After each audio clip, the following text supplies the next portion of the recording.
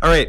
I've got a copy of the book. It doesn't have to be crazy at work. And so I love this and I want to pick it apart a little bit because especially right now, there's a lot of conversation around just craziness, the burnout, the culture of a lot of businesses, especially with the great resignation, as they're calling it, and people looking for better environments to work in. So the question for you is, what is this self-induced craziness all about? What is the problem that the book is addressing?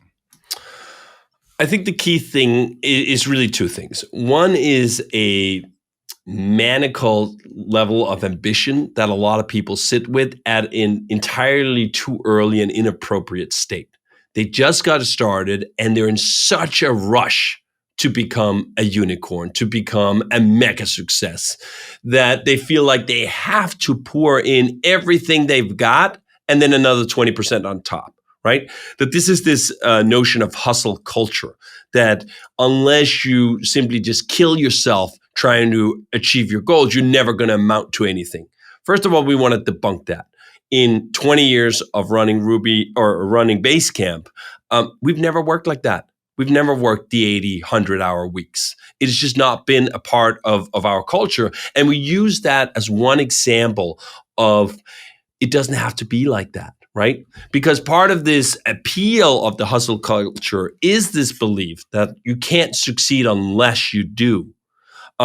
So I think a lot of the ambitions are simply flawed. They're also flawed from just a human perspective. Even if you are an ambitious entrepreneur who wants to succeed, I have had so much fun running Basecamp when we were 7 people, when we were 12 people. Those were great moments. In some regards, they were the best moments.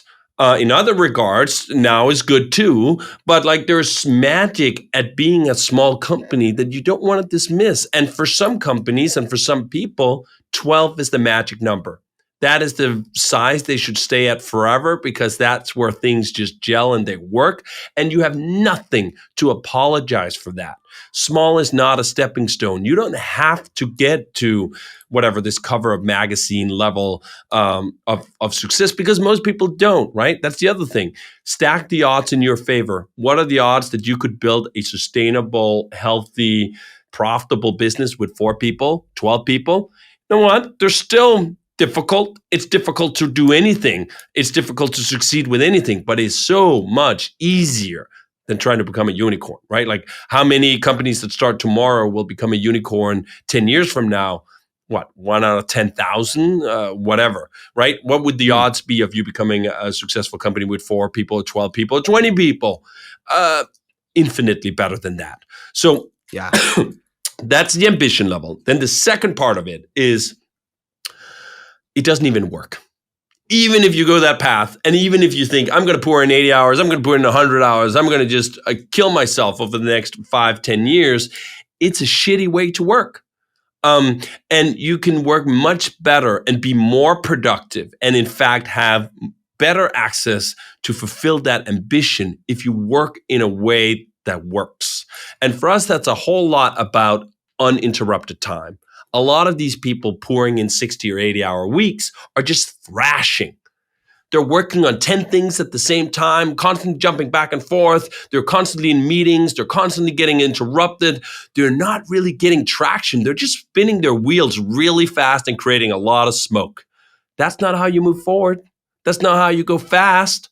So we advocate that 40 hours is enough and 8 hours is plenty. 40 hours for the week and 8 hours for the day. That's all you need. If you can convert that into having 2, 3, 4 hours of uninterrupted time, you'll run circles around people who are working twice as long, just thrashing all over the place and spinning their wheels and producing a bunch of smoke. So we have a lot of techniques and tactics and ideas for how you can actually do this. Spend the time you have better.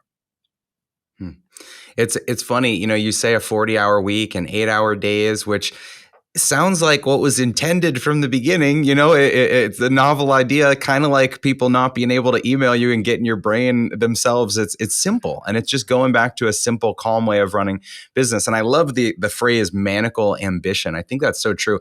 I remember being in an incubator kind of thing when I was starting out, and the facilitator stood in the front of the room and said, "I want to show you what it takes to have $1 million company, and if a lot of you don't want one, that's great too." That's what we're trying to figure out here, is what it takes to run the right business for you. So such a great point.